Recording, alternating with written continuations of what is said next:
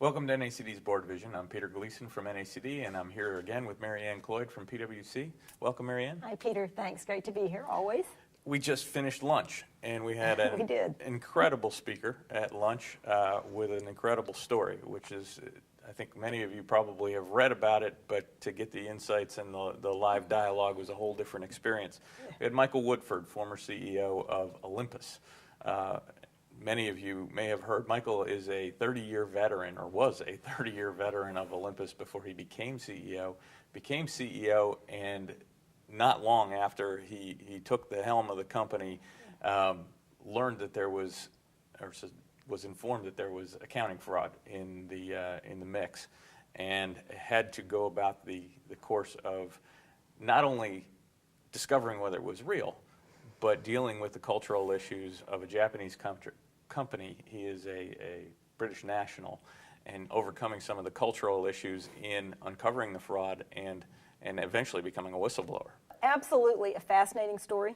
Not often do you, I don't know if I've ever before heard of a situation where it's the CEO turned whistleblower. Right. And, you know, there were a number of points that Michael made during his presentation that I think translate to what we talk about here and what NACD talks about in the way of good corporate governance. But I thought one interesting point he made was that, you know, up until having lived through this situation, to him, governance had always been an academic exercise. Right. And now all of a sudden it was a very, very real part of his world. And as you started out by saying, it's a fascinating story where he talks about, you know, there's intrigue in it, you know, I mean, including it when he gets into, you know, fear for his own life and the life of his family. But I think some of the takeaways and some of the things that I thought about as I was listening to what he said was, you know, we talk a lot about culture. And the roles that culture can have on a company, again, on the C-suite and on the board. And he went through some examples of the culture in which he was dealing. And I think you can look at maybe what he was describing as some of the challenges it presented. And our directors hopefully can take that and then listen to it and see how they can look not just for the challenges, but how to be sure that they're not, that if they see those issues in their own situation, they deal with it, or to look for the flip side, you know, right. To look for the shadow. And one thing that he mentioned was that he stepped into a situation where he felt like the culture was not good at really assessing skills and what people brought to the table. And instead, he said, you know, you had a situation where people were promoted based on age, hierarchy, and where they went to school. Right. And he went so far as to describe the situation that, you know, frequently in making the advancement decisions, it would be almost a combined metric of, you know, what class were they in and what university did they go to, as opposed to really focusing on the capabilities. He also talked about the fact that it was a culture in which there really was virtually no diversity.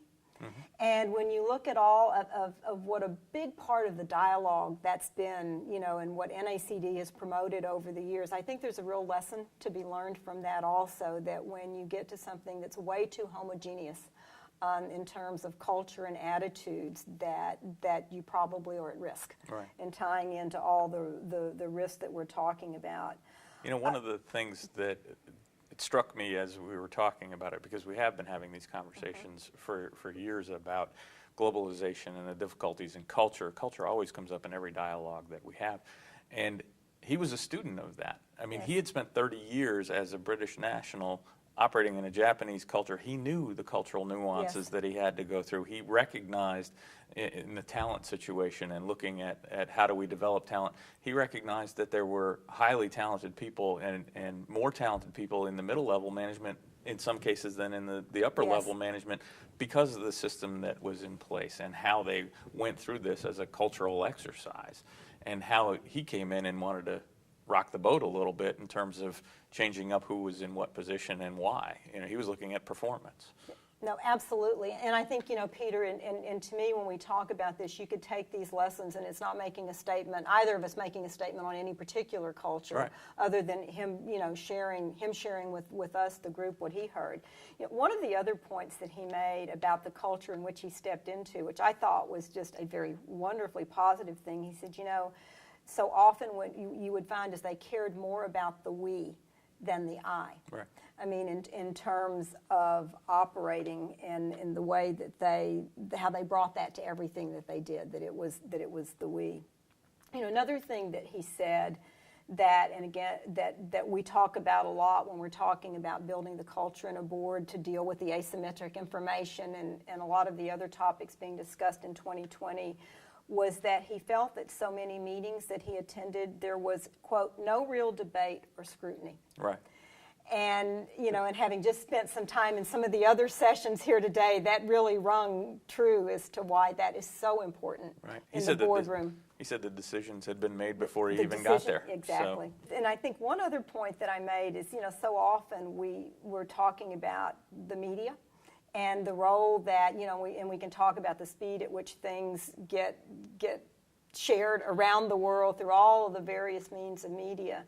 But I thought it was very interesting when he started out and talked about that that's the world he had grown up in. Mm-hmm. And it's been, you know, even though he had worked with that company for 30 years, had been in many parts of the world where he was very accustomed to news being, you know, nothing stayed silent for long, to when he was first told of the problem, expecting the next day to wake up and finding it in the papers, and he didn't. It wasn't there. And it wasn't there.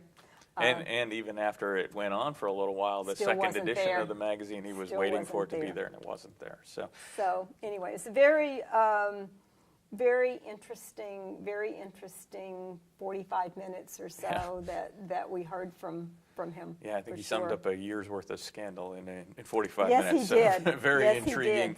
Left us hanging on our seats a little bit in terms of he didn't even have time to finish up exactly what happened in the aftermath of him being let go as CEO and turning to a whistleblower. But he did. And Peter, if I could just share one more, and if I was looking at my notes to be sure I didn't miss anything. One other point that he made, and again, we're talking about information and asymmetric information. He said that.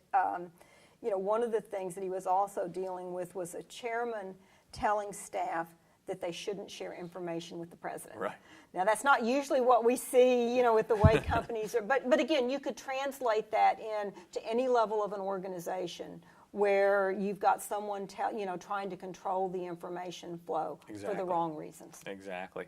So great insights, great story. Obviously, kept us all riveted for about an hour.